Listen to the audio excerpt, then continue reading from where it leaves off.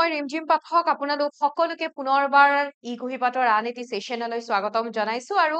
আজিৰ ক্লাছটোত আমি 15 মিনিটৰ ভিতৰত এটা টপিক ডিসকাস কৰিব গৈ আছো যিটো টপিক আমাৰ যিকোনো এক্সামৰ কাৰণে খুব ইম্পৰ্টেন্ট ইয়াতে দেখি আপোনালোকে গমে পাইছে ফেমাস পাৰ্সনেলিটিজ অফ আসাম অসমৰ বিভিন্ন বৰেণ্য ব্যক্তিসকলৰ বিষয়ে তেওঁলোকে লাভ কৰা বিভিন্ন বঁটা তেওঁলোকৰ অৱদান তেওঁলোকৰ সাহিত্য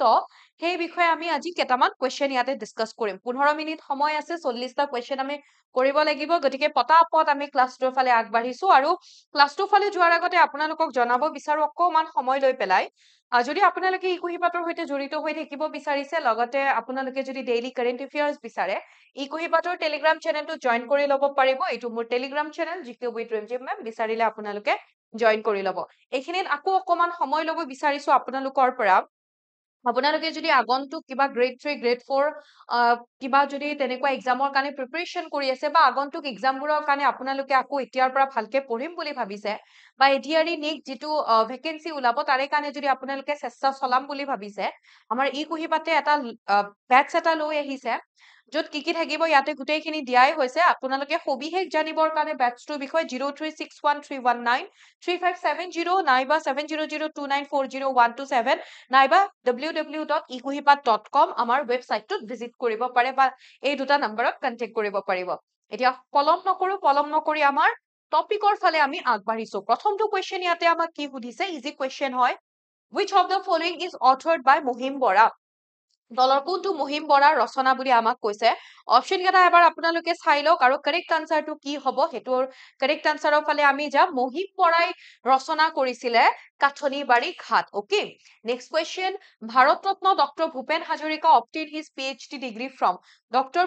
ভাৰত ৰত্ন ডক্টৰ ভূপেন হাজৰিকা তেখেতৰ যিটো PhD ডিগ্ৰী এই PhD ডিগ্ৰীটো তেখেতে ক'ৰ পৰা লাভ কৰিছিলে বুলি আমাক সুধিছে অপচন এ হৈ যাব correct answer Columbia University, New Yorker Columbia University. That the government of Assam has declared May 13. অৰ্থাৎ 13 মে তাৰিখে আমাৰ অসম চৰকাৰে এটা দিৱস হিচাপে ঘোষণা কৰিছে ডি এগেইনষ্ট সুপাৰষ্টিচিয়াছ বিলিফ অৰ্থাৎ যে 13 মে অন্ধবিশ্বাসৰ বিৰোধী দিৱস হিচাপে আমাৰ অসম চৰকাৰে ঘোষণা কৰিছে কাৰ স্মৃতিত তাৰিখটো মনত ৰাখিব 13 মে আৰু কাৰ স্মৃতিত আনসাৰ হৈ যাব বিৰুবালা ৰাভা অপচন এ অৰ্থাৎ তেখেতে ডাইনী হত্যাৰ বিৰুদ্ধে মাত মাতিছিলে আৰু তেখেতৰ স্মৃতিতে এই দিনটো আমাৰ অন্ধবিশ্বাস বিৰোধী দিৱস হিচাপে হেতু ঘোষণা কৰিছে হু ইজ নউন এজ দা ধনী কবি অফ আসাম অসমৰ ধনী কবি বুলি ক'লে আমি কাক কওঁ অপচন বি হৈ যাব কাৰেক্ট আনসাৰ বিনন্দ চন্দ্ৰ বৰুৱা যতীন্দ্ৰনাথ দুৱৰা বুলি ক'লে তেখেতক কি বুলি কোৱা হয় তেখেতে প্ৰথম গৰাকী তেখেত অসমীয়া ব্যক্তি যোনে সাহিত্য অকাডেমি বঁটা লাভ কৰিছিলে কিহৰ কাৰণে বনফুলৰ কাৰণে হয়নে আৰু তেখেতক কি বুলি জানো জনাবচোন then who is the first sportsman from the present state of Assam to participate in Olympic Games Assam বৰ্তমান অসম ৰাজ্যৰ পৰা অলিম্পিক গেমছত অংশগ্ৰহণ কৰা প্ৰথম গৰাকী ক্ৰীড়াবিদ কোন হয় বুলি সুধিছে আমাৰ অসমৰ পৰা আমি যদি আনডিভাইডেড আসাম বুলি কওঁ আনডিভাইডেড আসাম বুলি ক'লে তেতিয়া সেইখিনি সময়ৰ কোন হ'ব প্ৰথম গৰাকী আমি অসমৰ পৰা যদি চাওঁ কালিমেৰান আও ওকে আনডিভাইডেড বুলিহে যেতিয়া ক'ব 1948ত নাগা হিলছৰ পৰা বিলং কৰিছিলে কিন্তু আমাক বৰ্তমানৰ অসমৰ কথা যিহেতু কৈছে তেতিয়াহলে আমি চাম কোন হ'ব অপচন এ দীপাংকৰ ভট্টাচাৰ্য 1992 আৰু 1996ত আটলান্টা আৰু বাৰ্চিলোনা অলিম্পিক্সত তেওঁ দুবাৰ অংশগ্ৰহণ কৰিছিলে আৰু এগৰাকী তেখেত এইটোও মনত ৰাখি থৈ দিব তেখেত এগৰাকী badminton player হয় okay তেখেত এগৰাকী badminton player next question the bhotal nritya which is an integral part of the Shankari culture was developed by which one of the following person তাৰ মানে শংকৰী সংস্কৃতিৰ অবিচ্ছেদ্য অংগ ভোটাল নৃত্য তলৰ কোন গৰাকী ব্যক্তিৰ দ্বাৰা বিকশিত হৈছিল গুটেই কেইটা অপচনৰ ভিতৰত অপচন বি হৈ যাব কাৰেক্ট আনসাৰ নৰহৰি বুঢ়া ভকত তেখেতৰ দ্বাৰা বিকশিত হৈছিল লোকপ্ৰিয় Gopinath Bordoloi was the first chief minister of Assam arrange the following names of chief minister of Assam in chronological order from second to fifth অৰ্থাৎ প্ৰথম আমাৰ আমি যদি চাও আমাৰ অসমৰ প্ৰথম গৰাকী চিফ মিনিষ্টাৰ কোন আছিলে গোপীনাথ বৰদলৈ সেকেন্ড কোন আছিলে বিষ্ণুৰাম মেধি ৰাইট তাৰপাছত থাৰ্ড কোন আছিলে বিমলা প্ৰসাদ চলিহা ফোৰ্থ কোন আছিলে মহেন্দ্ৰ মোহন চৌধুৰী আৰু ফিফথ কোন আছিলে শৰৎ চন্দ্ৰ সিনহা তো সেই মৰ্মে অপচন ডি হৈ যাব correct answer next question the logo of Assam সাহিত্য সভা was designed by অসম সাহিত্য সভাৰ লোগোটো কোনে ডিজাইন কৰিছিলে option B Jugal Das Next, Assamese its formation and development is a doctoral dissertation written by অৰ্থাৎ এইটো যিটো ডক্টৰেট ডিগ্ৰী যিটো এটা গৱেষণা পত্ৰ কাৰ দ্বাৰা লিখা হৈছিলে বুলি আমাক সুধিছে অপচন সি হৈ যাব correct answer doctor Banikanta Kakati in which year was doctor Bhupen Hazarika conferred the Dadasaheb Phalke award কোন বছৰত ডক্টৰ ভূপেন হাজৰিকাক দাদা চাহেব ফাল্কে বঁটাৰে সন্মানিত কৰা হৈছিলে প্ৰথম আৰু একমাত্ৰ অসমীয়া যোনে এতিয়ালৈকে কি হয় দাদা চাহেব ফাল্কে বঁটা লাভ কৰিছে কিমান চনত 1992 next the famous work of this noted author is Gulapi Jamur Lagna Gulapi Jamur Lagna যোন গৰাকী আমাক এটা কোৱেশ্চনটো সুধিছে যে গোলাপী জামুৰ লগ্ন যোনে লিখিছিলে তেখেতে জ্ঞানপীঠ বঁটাও লাভ কৰিছিল আৰু তেখেত কোন হয় সুধিছে তিনি গৰাকী ব্যক্তিয়ে জ্ঞানপীঠ বঁটা লাভ কৰিছিলে আৰু গোটেইকেইটা অপচনৰ ভিতৰত নীলমণি ফুকন জুনিয়ৰ তেখেতে গোলাপী জামুৰ লগ্ন তেখেতৰ দ্বাৰা ৰচিত then Mahapurush Srimanta Sankardev recognise one great poet as অপ্ৰমাদী কবি মহাপুৰুষ শ্ৰীমন্ত শংকৰদেৱে কাক অপ্ৰমাদী কবি বুলি আখ্যা দিছিলে আনসাৰ হৈ যাব মাধৱ কন্দলি ওকে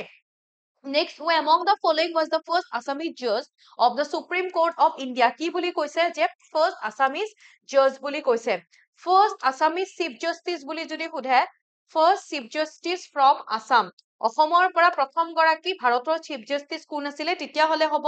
ৰঞ্জন গগৈ কিন্তু প্ৰথম গৰাকী অসমীয়া জজ বুলি ক'লে পাৰ্বতী কুমাৰ গোস্বামী আৰু গুৱাহাটী হাইকোৰ্টৰ প্ৰথম গৰাকী অসমীয়া জজ বুলি ক'লে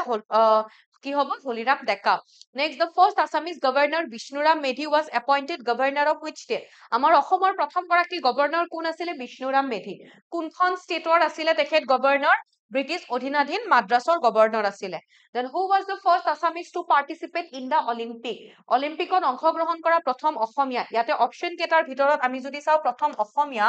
মহিলা বুলি ক'লে বেছি ভালকে মিলিব Assamese woman to participate in the Olympic কোন হয় অসমত অংশগ্ৰহণ কৰা প্ৰথম গৰাকী অসমীয়া মহিলা লভলিনা বৰগোহাঁই আৰু তেখেত কিহৰ লগত জড়িত বক্সিংৰ লগত জড়িত 2020 যিটো টকিঅ অলিম্পিক্স হৈছিলে সেই টকিঅ অলিম্পিক্সত তেখেতে ব্ৰঞ্জৰ মেডেল লাভ কৰিছিলে অংশগ্ৰহণ কৰি then who was the first president of the first session of the Assam ছাত্ৰ সন্মিলন অসম ছাত্ৰ সন্মিলনৰ প্ৰথম অধিৱেশনৰ সভাপতি কোন আছিল বুলি আমাক সুধিছে 1916ত অসম ছাত্ৰ সন্মিলন গঠন হৈছিলে আৰু 1916ৰ ডিসেম্বৰত কি হয় 25 ডিসেম্বৰত ফাৰ্স্ট সেশনখন হৈছিলে আৰু ফাৰ্স্ট সেশনৰ প্ৰথম গৰাকী আমাক ইয়াতে প্ৰেসিডেন্টৰ কথা যে সুধিছে অপচন সি হৈ যাব correct answer Lakshminath Bezbaroa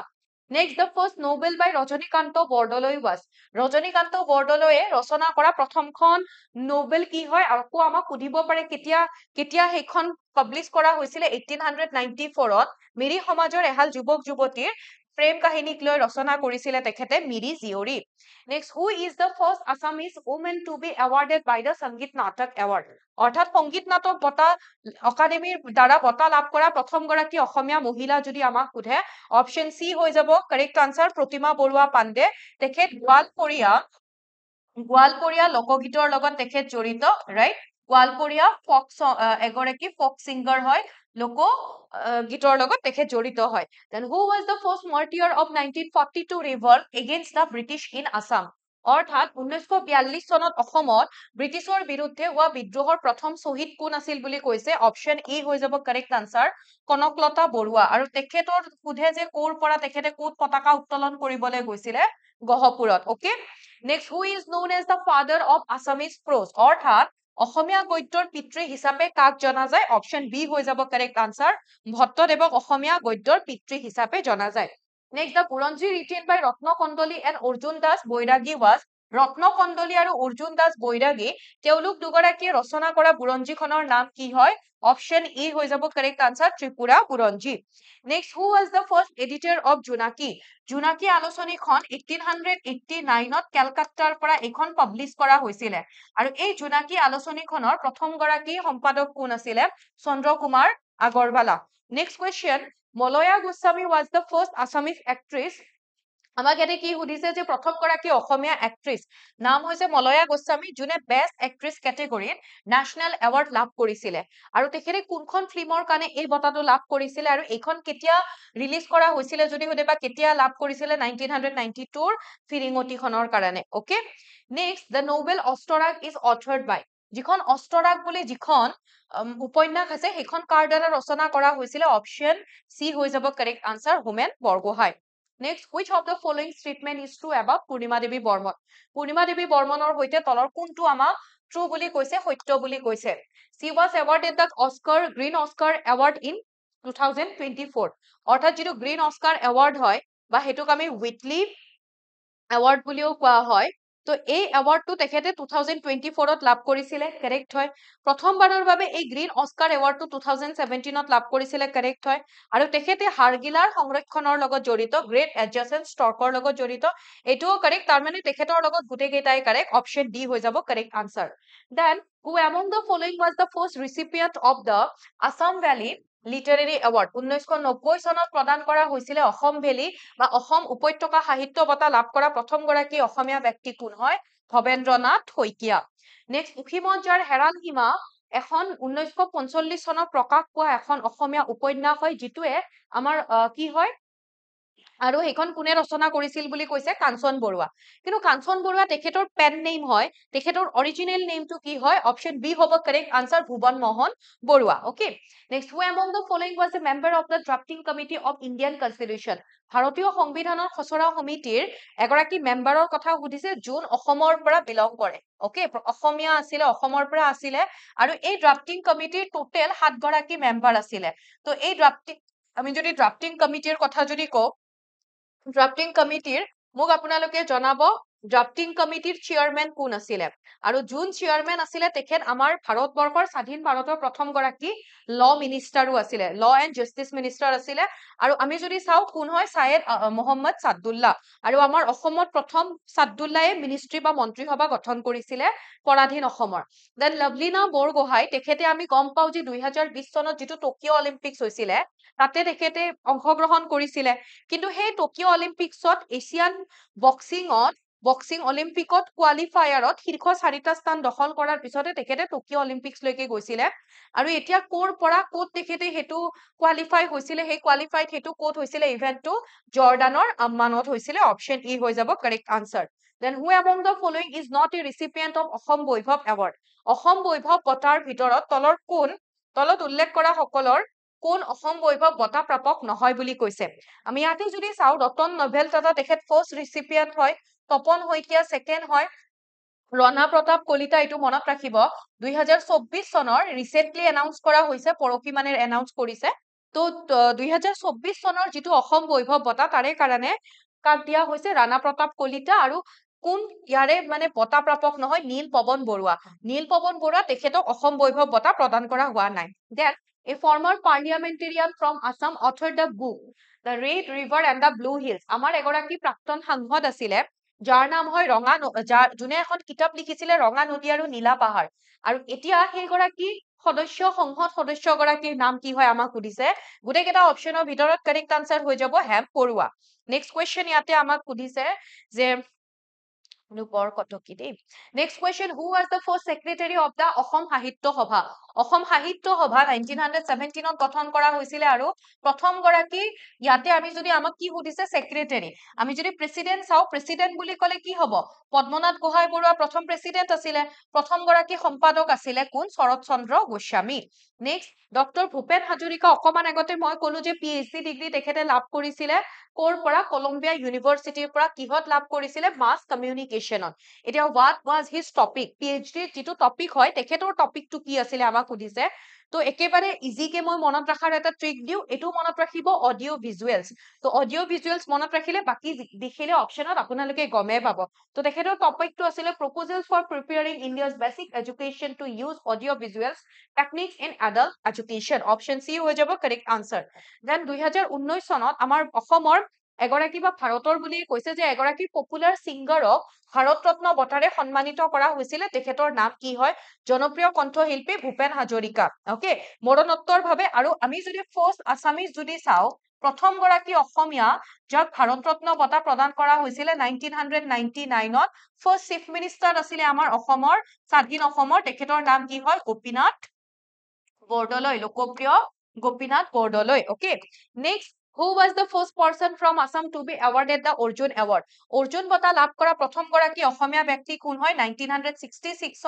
Asian গেমছত গোল্ড মেডেল লাভ কৰাৰ কাৰণে এছিয়ান গেমছত 400 মিটাৰ দৌৰছত গোল্ড মেডেল লাভ কৰাৰ কাৰণে তেখেতে যোন এগৰাকী এথলিট আছিলে আৰু তাৰ পাছত 1966তে অৰ্জুন বঁটা প্ৰদান কৰা হৈছিলে তেখেতক ভাৰত চৰকাৰৰ দ্বাৰা নাম হয় Bhogeswar Baruah next Bharat Ratna doctor Bhupen Hazarika won the best music director for which Assamese movie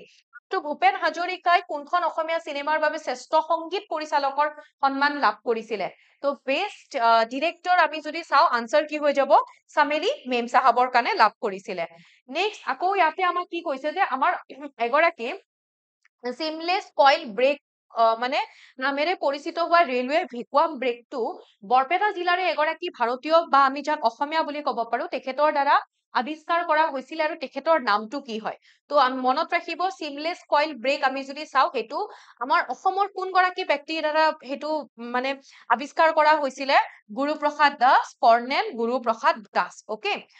স্কুলত পঢ়িছিলে চাগে অসমীয়াত আছিলে এটা চেপ্টাৰ আছিলে মোৰ এতিয়াও মনত আছে সেই চেপ্টাৰটো পঢ়া তেখেতৰ বিষয়ে তাত উল্লেখ কৰা হৈছিলে দেন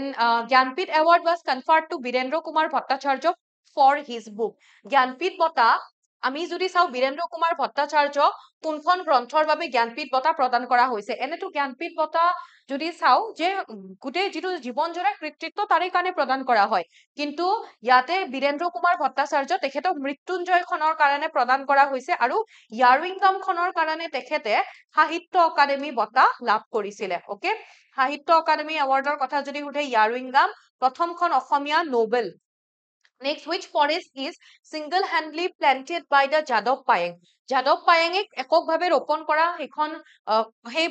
অঞ্চলটোৰ বা বনাঞ্চলটোৰ নাম কি হয় মলাই ফৰেষ্ট ৰাইট আৰু যাদৱ পায়েঙক 2015 চনত পদ্মশ্ৰী বঁটাৰে সন্মানিত কৰা হৈছিলে লগতে আমাক যদি সোধে এই মলাই ফৰেষ্ট ক'ত আছে আজিৰ তাৰিখত আমি যদি চাও যিখিনি আজিৰ আমাৰ মাজুলী ডিস্ট্ৰিক্টত পৰে এইখিনি okay next who among the following was not a member of Swaraj Party in Assam এটো লাষ্ট কোৱেশ্চন আৰু এটো মই আপোনালোকৰ কাৰণে হোমৱৰ্ক ৰাখিলো নাজানিলে একো নাই নাজানো বুলি কব মই কৈ দিম আনসাৰটো কি হয় আমাক কি সুধিছে তলৰ কোন কোন অসমত স্বৰাজ পাৰ্টিৰ সদস্য নাছিলে ওকে এটাও হ'ব পাৰে তাতকে বেছিও হ'ব পাৰে ওকে more than one হ'ব পাৰে more than one হ'ব পাৰে কোন কোন নাছিলেও হ'ব পাৰে এগৰাকীও হ'ব পাৰে আমি ইয়াতে যদি চাও তৰুণ ৰাম ফুকন তেখেতটো আছিলে তেখেত নহব বাকি নবীন চন্দ্ৰ বৰদলৈ रोहिणी कुमार चौधरी আৰু ব্ৰজেন্দ্ৰ নাৰায়ণ চৌধুৰী তেওঁলোকৰ ভিতৰত কোন হ'ব পাৰে more than one or এটাও হ'ব পাৰে ওকে সো এইখিনি আছিল আজি আমি ডিসকাস কৰিবলগীয়া আই হোপ আপোনালোকে ক্লাসটো ভাল পাইছে যদি ভাল পাইছে আপোনালোকৰ বন্ধু বান্ধৱী তথা প্ৰিয়জনৰ সৈতে শেয়াৰ কৰি দিব আৰু লগতে এটা লাইক লগতে আপোনালোকৰ ফিডব্যাক এটাও দিবলৈ নাপাহৰিব আৰু এনেকুৱা বিভিন্ন টপিক আপোনালোকৰ মাজলৈ লৈ আহিম আজি ইয়াতে এৰিছো থ্যাংক ইউ সো মাচ